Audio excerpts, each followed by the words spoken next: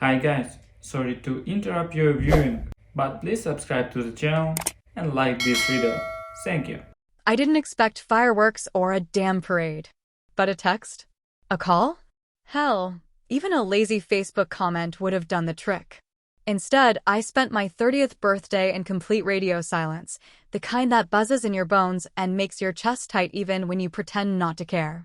The kind of silence that doesn't just whisper, it screams you don't matter. It started simple. I got up around 9, made myself a cup of coffee, and stared out the kitchen window like some housewife in a sad indie movie. The kind where everything's beige and nothing ever changes. 30 is supposed to feel like a milestone. You're not a kid anymore, but you're not really old either. You're right in the middle of figuring out who still gives a damn about you. I kept checking my phone every hour like a fool. First out of hope, then out of habit, and finally, out of this hollow kind of anger that made my stomach sour. My best friend Lana texted me before noon, "Happy birthday, babe. Drinks on me tonight if you're up for it." My coworker Karen sent a Minions meme with virtual balloons. Cute, maybe, if I was turning 7. But from my family? Nothing. No, happy birthday, sweetie. No, we're proud of you. Not even one of those fake effort messages with too many exclamation points and an emoji to soften the guilt. By 2 o'clock, I started making excuses for them in my head. Maybe Mom was swamped with work. Maybe Dad had another one of his off days, which basically meant he sat in the recliner and yelled at the news. Maybe they were planning something later. A surprise, even like in those cheesy Hallmark movies where everyone suddenly remembers you matter in the last 10 minutes. But when the clock hit 5 and the silence still held, I finally let the ache settle in. It wasn't new, this feeling. Just older now. Heavier. Like someone had placed another quiet stone in my chest, and I had no choice but to carry it. And then came the final blow. Around 6:30, my phone buzzed. I snatched it up faster than I'd like to admit. It was a notification from Instagram. Not a message. Not even a tag. Just a regular, public post from my brother, Jason. There they were. The 3 of them, my whole goddamn family, smiling like they were auditioning for a commercial. My mom had her arm around Jason, her face flushed and happy. My dad, even he was grinning, held a cake that said, "Happy birthday, Jay," in bright blue icing. Jason held the star of the show, a brand new iPhone, still in the box, still gleaming with that too-perfect plastic wrap. The caption? "He deserves the best. Happy birthday to our amazing son. We love you so much." I stared at the screen for a full minute before I realized I hadn't blinked. My vision went a little blurry, and not from tears, from sheer, raw disbelief. It wasn't just the timing. It was the fucking audacity. On my birthday, they were out celebrating his, giving him a new phone, posting it for the world, like I didn't exist at all. I don't know why it hit me so hard. It wasn't like this was new behavior. Jason had always been the golden boy, the baby, the miracle child, as Mom used to say. I was the one who helped change his diapers and got yelled at for not folding them properly. I was the one who got told, "You're older. You should understand," every time they forgot something important. But this? This was a slap. A public, crystal-clear declaration that I was optional. Invisible. A ghost they didn't even bother to acknowledge. I didn't scream. I didn't throw my phone, even though the urge to do something, anything, violent pulsed in my hands. I just sat there. The house was too quiet. The kind of quiet that makes your skin feel tight, like the walls are watching. Lana called, but I let it ring. I didn't feel like talking. I didn't feel like pretending I was okay or brushing it off with a joke. I didn't want to cry either. I just wanted to disappear, to sink into the carpet and never be found again. Eventually, around 9, I typed out a single message. 8 words. That's it. "Thanks for remembering my birthday." Sent it to the family group chat. Mom, Dad, Jason.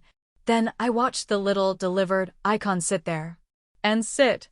And sit. No one replied. Not that night. Not the next day. Not ever. And that was when something cracked in me. Not shattered, that would have made noise. This was quieter. A slow, creeping break. Like a hairline fracture that had been growing for years and finally gave way. I went into my settings. Blocked them all. Group chat. Phone numbers. Social media. Every single avenue they had to reach me gone. I didn't explain. Didn't warn them. Just vanished. Let them wonder. Let them panic. Let them feel what I'd felt every birthday since I turned 13. Only this time, they couldn't ignore me. This time, I was the one doing the forgetting. It wasn't just about the phone. It never was. That little glowing rectangle with its sleek edges and stupid price tag was just the latest, shiniest proof that I'd always been an afterthought. If you've ever been the kid who had to understand, had to be patient, had to make excuses for grown adults who should have known better, then you already know how this story feels before I even tell it. It's not just pain, it's familiar. Like a coat that never fits, but you wear it anyway because it's all you've got.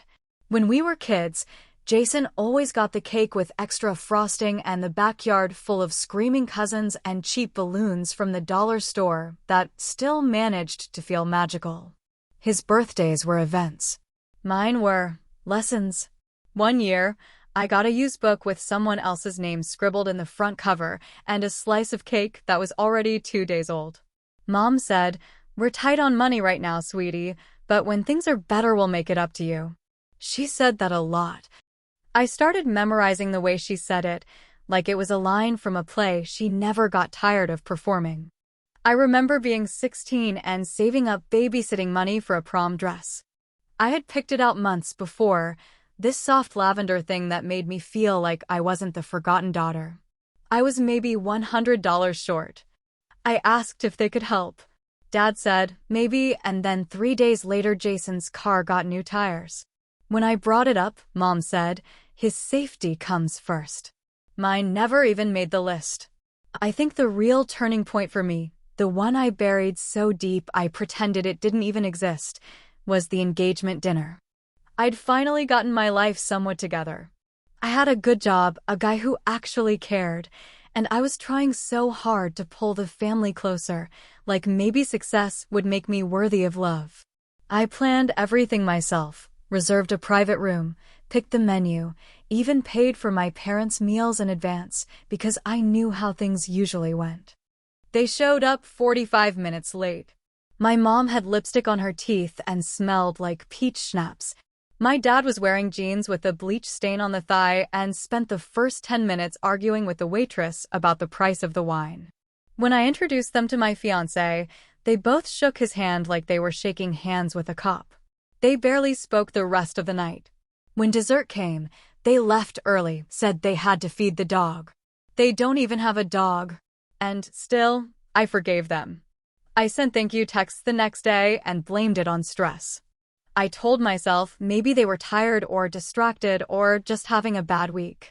I gaslit myself so hard I should have charged rent. Because here's the brutal truth I didn't want to say out loud until now. I spent my whole life trying to earn love that should have been mine from the start. Unconditional, messy, loud, inconvenient love. And I was always waiting. Always chasing. Like a dog begging for scraps under a table they never invited me to sit at. That night, after seeing the iPhone post, I didn't sleep much. My brain kept running old tapes like it was trying to prove a point. Every memory had the same flavor, bittersweet, with a rotten aftertaste. The kind of stuff you tell your therapist in a whisper, as if saying it too loud might make it more real. At around 3 in the morning, I opened my phone and stared at the family group chat. My last message still sat there, unread or at least unacknowledged. Thanks for remembering my birthday. 8 damn words and not even a pity emoji in response. I clicked into each of their profiles like I was performing an autopsy. Jason had posted 2 more photos with Mom. Best birthday ever. So grateful. I don't know what was worse, the post or the fact that it had 123 likes and a bunch of comments about how lucky he was. And that's when the thought hit me, what if I just disappeared? Not physically, I wasn't planning on faking my death or moving to a cabin in Montana. but emotionally, digitally, quietly. What if I just ghosted them? It wasn't even revenge at first. It was more like a survival instinct. Like yanking your hand off a hot stove. I couldn't keep touching their neglect and pretending it didn't burn. So I did it. I went into my contacts and hit block on my mom's number first. Then my dad's. Jason's came last. I hesitated on his for maybe 5 seconds longer than I wanted to admit, but then I hit block and didn't look back. I moved to social media next. Unfollow, unfriend, remove tag, archive message, mute forever. I didn't leave a dramatic post or a cryptic quote about betrayal. I just deleted them from my life, pixel by pixel, until it felt like they'd never been there. And then I sat on the couch with the lights off and let the silence settle like dust in an abandoned room. It didn't feel good. Not exactly. It didn't feel like victory. But it did feel clean. And sometimes, that's all you can ask for. Let them wonder. Let them stew in it. Let them scroll back and try to figure out where I went wrong. Because for once, I wasn't going to chase the people who let me down. This time, I was going to let them come to me. Or not. Either way, I finally stopped begging. And that's when everything really started to unravel. There's something dangerously peaceful about not being needed. I didn't think it would feel like that, not at first. I expected guilt, sadness maybe, some lingering sense that I had taken things too far or made things worse. But when I finally cut them off, when I stopped watching the front door of my own life waiting for visitors who never came, what I actually felt was something like relief. The kind that doesn't come with fanfare, but slides quietly into your bones when nobody's expectations are weighing you down anymore. The silence didn't feel like punishment. It felt like freedom. I didn't post anything.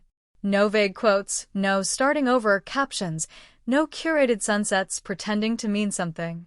I just let it be quiet. On the outside, everything about my life looked exactly the same job, same apartment, same Wednesday grocery run with the same bland cart full of frozen dinners and overpriced almond milk, but internally, something had shifted. I didn't have to brace myself for a text that would ruin my day anymore. I didn't have to hope that maybe this time they'd finally show up for me. They didn't. But they noticed I was gone. That part came slower, like a faucet dripping at 3 in the morning, each message a tiny echo of the noise I used to live in. Jason was the first to reach out. He left a voicemail the day before Halloween, like he'd just realized I hadn't answered in weeks. His voice was weirdly upbeat, like he thought maybe I'd just been busy or off the grid. He said, "Hey, just checking in. Haven't heard from you in a while. Hope you're good. Hit me back when you can." I listened to the whole thing while staring at the ceiling, arms crossed, heart still. He didn't mention my birthday. He didn't say sorry. Just hope you're good, like that was enough. I didn't delete it. I didn't respond either. Just left it there, floating in that empty voicemail inbox like a dead leaf on still water. A few weeks later, I got an email from my dad. Yes, email. As if that made it more formal, more serious. The subject line was, "Let's talk, kiddo." I opened it, half expecting it to be about money or someone dying. It was neither. It was 3 paragraphs of classic guilt-drenched manipulation, written in that strange dad language that always sounds like he's trying to sell you a used car instead of express emotion. "We've always tried our best," he wrote. "Nobody's perfect, and we know we've made mistakes, but families stick together through hard times. I miss you, even if you don't believe that. The holidays are coming up. Don't let stubbornness ruin what little time we all have." I read it twice. And then a third time, just to make sure I wasn't imagining the total lack of actual accountability. He missed me, sure, but only the version of me that kept quiet and came home for turkey even when she wasn't invited to sit at the real table. The kind of daughter who could take a punch to the heart and smile through stuffing and cranberry sauce like she wasn't bleeding. Then came the real kicker. Thanksgiving. I didn't post anything, didn't even go out. Stayed in with Chinese takeout and reruns of bad crime shows that I'd already seen a dozen times. And then, around 6:30 in the evening, I got a text from my mother. It was just one photo. A picture of the family around the table. Jason at the head, Mom on one side, Dad on the other. Even Aunt Linda was there, half drunk and wearing a tacky sweater like always. They were all smiling, posed like it was some magazine shoot for dysfunctional families who still think they're perfect. And right there, at the end of the table, was me. Except it wasn't me. It was a badly photoshopped image of me from 2 years ago, at Christmas. I could tell because I was wearing that green velvet dress I'd donated after it shrank in the wash. They had cut me out and pasted me in, like I was just another piece of decoration that needed to be there to complete the picture. I stared at it for a long time, not even mad, not even shocked. Just hollow. It hit me then, sharper than anything else. They didn't miss me. They missed the idea of me. The convenient version. The one who smiled and didn't cause problems and knew her place at the edge of every celebration. I wasn't a person to them, I was a placeholder. A background character in the drama of their lives. And it was in that moment that something in me shifted again, not like a crack this time, but like a door unlocking from the inside. They want me back? Fine. I'll come back. But not as the daughter they remember. Not as the woman who folded herself into their expectations and called it love. This time, I'm going to walk in like a mirror. Smile like they taught me. Nod like everything's normal. But I'll be watching. Listening. Taking mental notes on every lie they try to feed me. Because now, I'm not here to forgive. I'm here to perform. And every good performance has a final act. They just don't know what's coming yet. I showed up late on purpose, fashionably so, the way people do when they want to make an entrance, but pretend they don't care about being noticed. Jason's birthday was always a production, even now, even in adulthood, like some unwritten contract had been signed long ago that guaranteed him cake, celebration, and undivided attention well into middle age. I hadn't RSVP'd. I hadn't texted. I'd left every call from my mom unread and every voicemail from my dad unheard, but I knew they'd still let me in if I showed up. People like them always leave a door cracked open, not out of kindness, but out of pride. They don't want to admit you walked away. They want to believe you're just lost and need help finding your way back. So I walked into Jason's place holding a neatly wrapped gift bag in one hand and a fake smile, so polished it could have passed for genuine if you didn't look too close. The house was already full friends, neighbors, a few of Jason's coworkers, and of course, Mom and Dad, standing near the kitchen like they were playing hosts in a sitcom no one else auditioned for. My mother looked up first, blinked once like she wasn't sure if I was real, and then lit up with that overly bright expression she saves for Christmas cards and confrontation. My father just nodded, like I was a colleague he hadn't seen in a few years, but couldn't quite remember why. Jason hugged me. Tight. Too tight. Like he was either genuinely glad or just scared to let go first. I didn't think you were coming, he said into my hair. I smiled and told him I wouldn't miss it, and even though we both knew that was a lie, we pretended it wasn't. The food was the same as always, store-bought platters, cold sliders, and one of those cakes with overly sweet icing that tastes like chemicals, but still manages to trigger nostalgia. I stood near the punch bowl, making small talk with a girl who said she worked with Jason in marketing, nodding along like I cared, all while watching my parents out of the corner of my eye. My mom kept sneaking glances at me, like she wasn't sure what version of me had walked through the door. My dad avoided eye contact, which was fine by me. The thing about returning to a place you left behind is that everyone wants to know if you've changed, but none of them want you to actually be different. They wanted me there, yes, but not as I was. They wanted the version who smiled on cue, who let the past stay buried under weak apologies and Hallmark holidays. So that's what I gave them. I smiled. I complimented Jason's girlfriend's dress. I laughed at my dad's tired jokes. I let Mom hug me in front of everyone, her perfume still the same sickly sweet scent it had always been, something between cheap gardenia and denial. And all the while, I kept my eyes open. The opportunity came faster than I expected. Jason's girlfriend asked me to help her carry some plates into the kitchen, and as I moved past the counter, something caught my eye, a folder, slightly ajar, half hidden beneath a pile of birthday cards and unopened mail. It wasn't the folder that drew me, it was the corner of a document poking out, the kind with bank logos and fine print. I'm not proud of how fast I moved, but I didn't hesitate.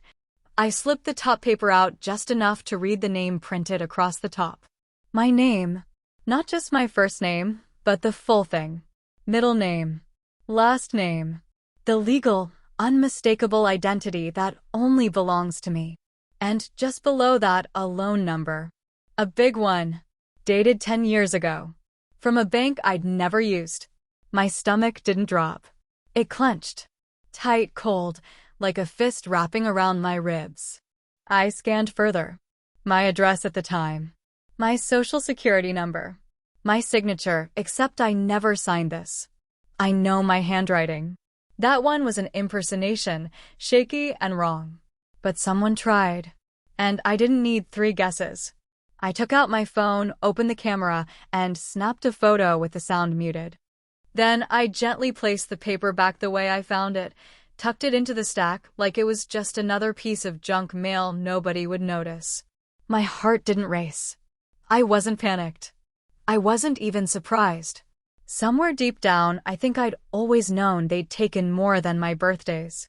This just made it official.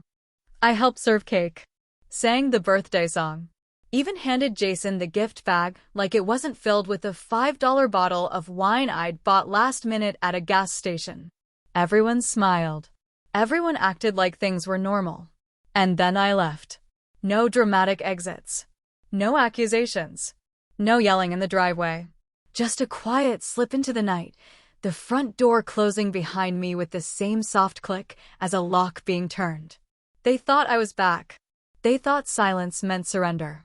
But I wasn't here to forgive. I was here to collect.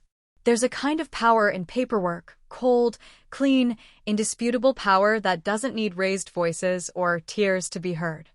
After I left Jason's party, after I drove home with that image of my name on that fraudulent loan burned into the front of my mind, I didn't scream or cry or even call anyone. I sat at my kitchen table in the quiet, under the yellow buzz of the overhead light, and I started making lists. Not emotional lists. Legal ones. Action items. Steps forward. The kind of list you make when you've finally stopped hoping for decency and have decided to settle for justice. By the next morning, I had copies of the documents saved to 3 different folders. Cloud storage, external drive, password-protected USB stick I hadn't used since college. I called my bank first, not even to ask, just to inform them. I explained that I had found my name on a loan I never authorized, dating back 10 years, and that I suspected identity theft. The woman on the other end had the kind of tired voice that said this wasn't the first time someone had found themselves betrayed by the people who raised them. Next, I found a lawyer, one of those quiet, sharp women who didn't waste time asking unnecessary questions. She reviewed the documents, nodded slowly, and said, "We can do this clean." I didn't ask what clean meant. I just nodded back. Sometimes you don't need the details when you finally feel like someone's standing beside you instead of across from you. We filed the report, sent the letters, began the process. I didn't include a personal note. No, hope you're well, no, I wish it didn't come to this. Just the facts, the dates, the fraud, the liability. My lawyer advised me not to contact them directly, and I followed her instructions to the letter. Cold, controlled, professional. Like a stranger handling a dispute with a contractor, not a daughter holding her parents accountable for theft. The reaction came fast. Within 48 hours of receiving the letter, my mom called 22 times. I know the exact number because I watched the missed call counter climb like some twisted version of a countdown. Then the texts started. Some were pleading, some were angry, and one was just a photo of me as a child in a Halloween costume. As if that would undo 10 years of silence and signatures forged in the dark. Then came my dad's message, A voicemail that started off sounding like an apology and spiraled into a lecture. "You don't understand what we were dealing with," he said. "It wasn't malicious. We just needed help, and you were doing fine. You weren't using your credit anyway. Like that made it okay. Like being fine meant being fair game." And Jason? Jason was the worst.